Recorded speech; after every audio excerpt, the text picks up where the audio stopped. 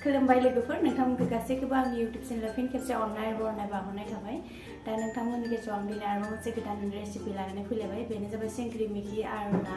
आरो बुट दालि जों आं बेखौ माबोरै सङो बेखौनो नोंथांमोननि गेजेराव शेयार खालामनो सानदों होनबा लोगोफोर नोंथांमोना भिडिअखौ जोबजासिम नायलांदों थुदों होनबा लोगोफोर नायलांदों भिडिअखौ फारि फारि नै लोगोफोर आङो नाजों सिंग्रि मिखिजों संनो नागिरदों नाखौ फ्राय खालामगासिनो रुपसान्दा लुपदाल रं संख्रि होखाबाय आङो नायावहा दानिया मोजाङै एसे जारोम रोमजासे फ्राय खालामना लानोसै नै लोगोफोर सिंग्रि मिखिया नैया जोबोद गोथाव जों नाखौ संबा माने उदैया थान्दा जायो बे मिखिया सिंग्रि मिखि ना मा होनो बारिनिफ्राय खादों जि साफा जाना थानायखाय एकदमबारे नाजों जानो लुगैनानै आङो ना बायना लाबोनायसै ओमफ्राय दा इजोंनो संनोसै ना एवनाया जाबाय दानिया आं बोखांना लानोसै बाराद्राय नाखौ स्रेम एवबा गोथाव जाया ओंख्रिया ओंख्रि संनाय नाखौ एसे खम एवनांगौ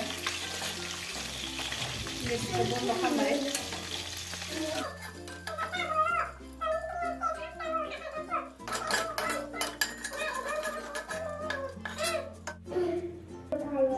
नै थिख्लायबाय आङो दानिया एवनाया जाबाय थिख्लायना लाबाय आङो नै लोगोफोर आं सिंग्रि मिखिखौ बेफोरबायसा हाना लाबाय दानिया बे सिंग्रि मिखि बुट दालिजों संगोन आलुनि जायगायाव मानोना आङो आलुखौ जानो बानानै होआखै नङाबा सिंग्रि मिखि आन्था होबा दै लाव लाव जायो नालाय माने इजों आन्था संबा एसे दै लाव लाव जायो आरोना ओमफ्राय इनि आलु दरसेसो होबा मोजां जायो खिन्थु दा आलु जाया आलुनि जायगायाव आङो बे नैया बुट दालिखौ होनोसै बुट दालिखौ आङो रुना लाबाय अकल सिंग्रि मिखिजों अकल झुल संनो हायो सिंग्रि मिखिजों आरो ना ओमफ्राय आं दा इयाव बुट दालि होनानै संनि होमबा नोंथांमोना नायलांदों माबोरै सङो आङो बे ना एवनाय थावानो नैया थावा दुंबाय आं दा नै थावाव जिरा होनोसै नैया दा फानलु गोरान होनोसै होबाय थावाव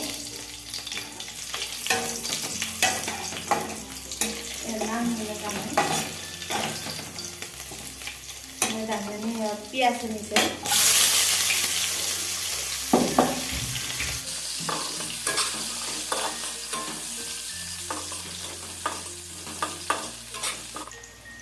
थावाव संख्रि होदो आं इयावहा हाइजें देना लादों थौसियाव हाइजेंखौ थावाव थाबनो होनाङा नङाबा बोरैबा जायो फार्स्टआवहा जिरा पियाजफोरखौ होजोबना लानानै मोजाङै एवनानैसो हाइजेंखौ थावाव होनांगोन दानिया हाइजेंखौ होबाय आं थावाव लास्टाव होनांगौ आरो हाइजेंखौ नङाबा हाइजेंआ खामोना थाबनो हाइजेंखौ होबाय दानिया रंखौ होनोसै रंखौबो थाबनो होनाङा खामो एवना होनोसै दानिया इखौ होग्रोनि आं बेखौ बुट दालि कुकाराव सिटि मारिना लादो दा इखौ होनोसै आङो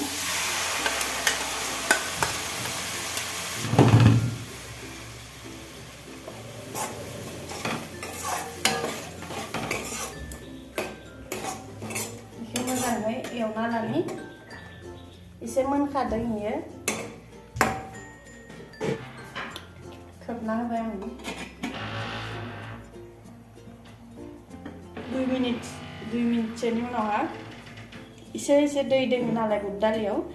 इ दैया रानबा माने एरनानै आङो लोगोफोर बे सिंग्रि मिखिखौ होना होगोन इयाव माने नायनोसै बोखांनानै धाकनाखौ एरना होनि दैया एसे रानबाय दा आंनियावहा सिंग्रि मिखिखौ होना होनोसै लोगोफोर होनोसै एवद्रबना लानायखौबो मोजाङै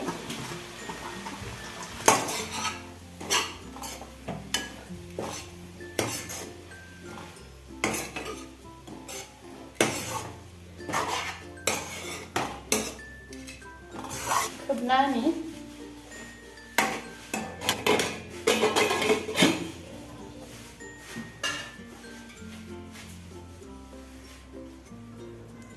5 मिनिटसो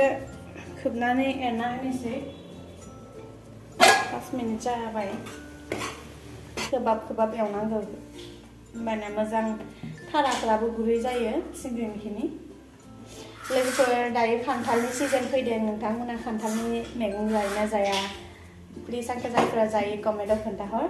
आरो आङो गोख्रैनो नोंथांमोननि गेजेराव खान्थालनि माबोरै ओंख्रि सङो रेस्टुरेन्टनि बायसा आं बेनि रेसिपिखौ नोंथांमोननि गेजेराव लाबोगोन मोजां संबा माने एकदम बोरमा बेदरनिख्रुइ बांसिन गोथाव जायो लोगोफोर खान्थालनि ओंख्रिया जा गोथाव जाखायो आं जेरै खोन्थियो नोंथांमोना बेफोरबायसा संना जानानै जा गोथाव बेदर होनोबाबो लांगोन लोगोफोर बोखारनानै नायनोसै दै होनो हानाय जाबाय जायाखै दै होनो हानाय जाबाय लोगोफोर दानिया दै होनोसै आङो आराम जाबाय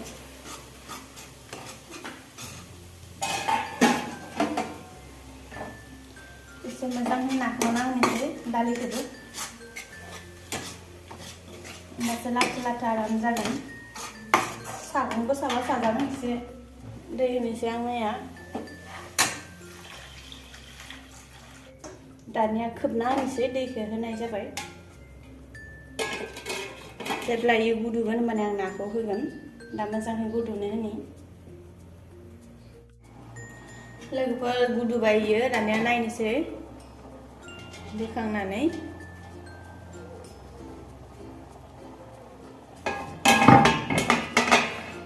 नैया गुदुनो हमबाय ओंख्रिया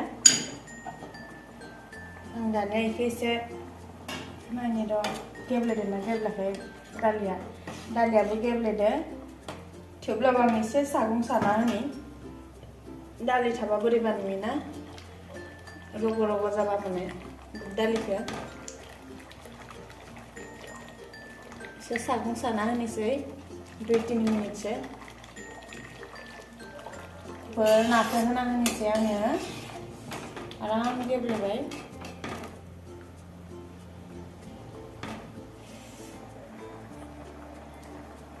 नाखौ होना होनोसै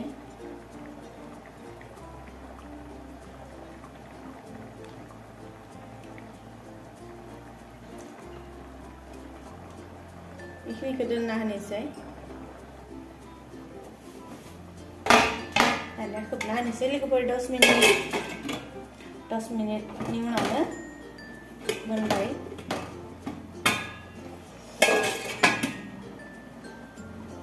10 मिनिट गुदु होनोसै आङो लोगोफोर ओंख्रिया 10 मिनिट जाबाय गुदुनाया ना होखांनानै 10 मिनिट जाबाय दानिया नायनोसै आङो धाकनाखौ बोखारनानै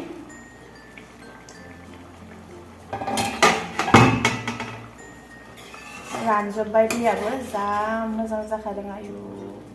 लाथोनो नै लोगोफोर नायदों जा आराम गथा जाखाबाय ना होनायाबो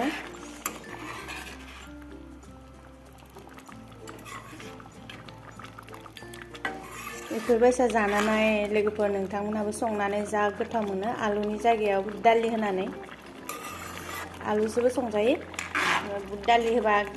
टेस्टआ बेलेग जायो आरोना दानिया आं गेसखौ बन्द खालामनोसै लोगोफोर ओंख्रिया मोनबाय नैया सिंग्रि मैखिनि ओंख्रिया मोनबाय नाजों संनाया दानिया नोंथांमोना माबोरै नुखो लोगोफोर प्लिज आंखौ कमेन्टआव खोन्थाहर आरो जायफोरा आंनि बे सिंग्रि मैखिजों ना संनाय रेसिपिखौ मोजां मोनदों नायनानै प्लिज आंनि भिडिअखौ लाइक खालामना हो शेयार खालामना हो आरो जायफोरा आंनि भिडिअखौ गोदान नायदों प्लिज आंनि चेनेलखौ अननानै साबस्क्राइब खालामना हो जाहाथे बेबायदिनो गोदान रेसिपि भिडिअ एगारोबा नोंथांमोननि गेजेराव आंनि भिडिअआ सहैयो होमबा दिनैनि भिडिअखौ आं लोगोफोर एसेयावनो फोजोबथ'बाय होमबा गासैखौबो दिनैनि थाखाय बाय बाय लोगोफोर नेक्स्ट भिडिअ लोगो मोनफिनसिगोन नोंथांमोनखौ बयखौबो